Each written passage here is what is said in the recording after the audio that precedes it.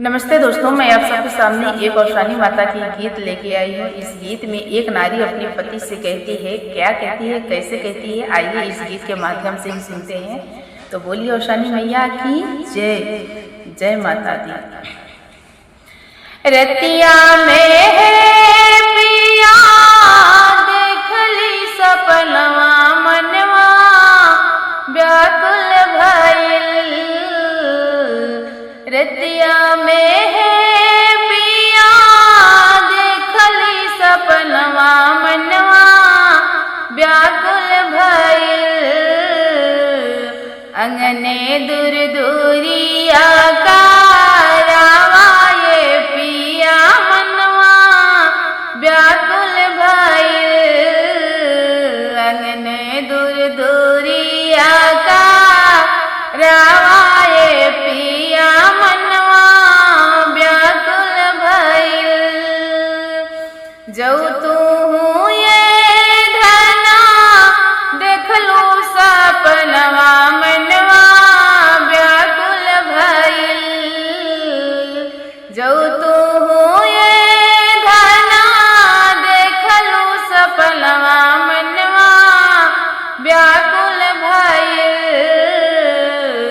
कैसे करबू माई के पूजनवा ये धना मनवा व्याकुल भइल। कैसे करबू माई के पूजनवा ये धना मनवा व्याकुल भइल। गैया के गोबरा से अंगना लीपबै मनवा व्याकुल भइल। पिसना से चौका रउबै पिया मनवा व्याकुल भइल। पिसना से चौका रउबै पिया मनवा व्याकुल भइल। जौ तू ये धना चौका पुरबो मनवा व्याकुल भइल। कैसे तू चौका साजबू ये धना मनवा व्याकुल भइल। कैसे के चौका साजबू ये धना मनवा व्याकुल भइल। पनवाया फुलवा पिया गौरी धरउबै मनवा व्याकुल भइल।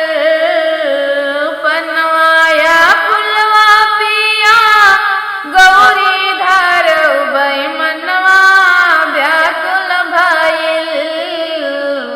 कलशा पे दिया ना जलउबै पिया मनवा व्याकुल भइल।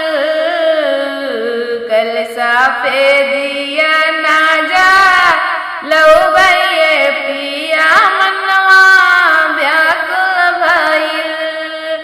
कौतू ये धना भोगवा लगबू मनवा व्याकुल भइल।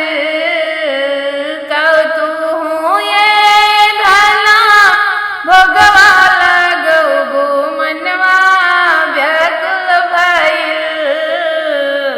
कैसे तू माई के रिझबू ये धना मनवा व्याकुल भइल। कैसे कैसे माई के रिझबू ये धना मनवा व्याकुल भइल। ताज ताज लाई पिया चनवा पूजई मनवा व्याकुल भइल। ताज ताज लाई पिया चनवा पूजई मनवा व्याकुल भइल। गुड़ पेड़ा भोगला गायबे पिया मनवा व्याकुल भइल। गुड़ पेड़ा भोगला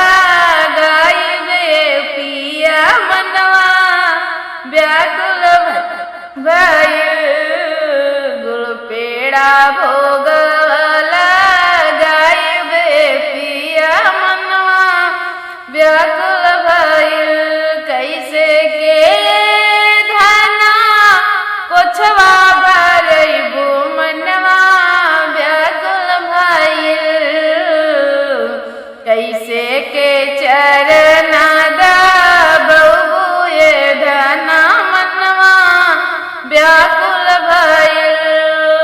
सात सोहागिन पिया को छवा भरउबै मनवा व्याकुल भइल।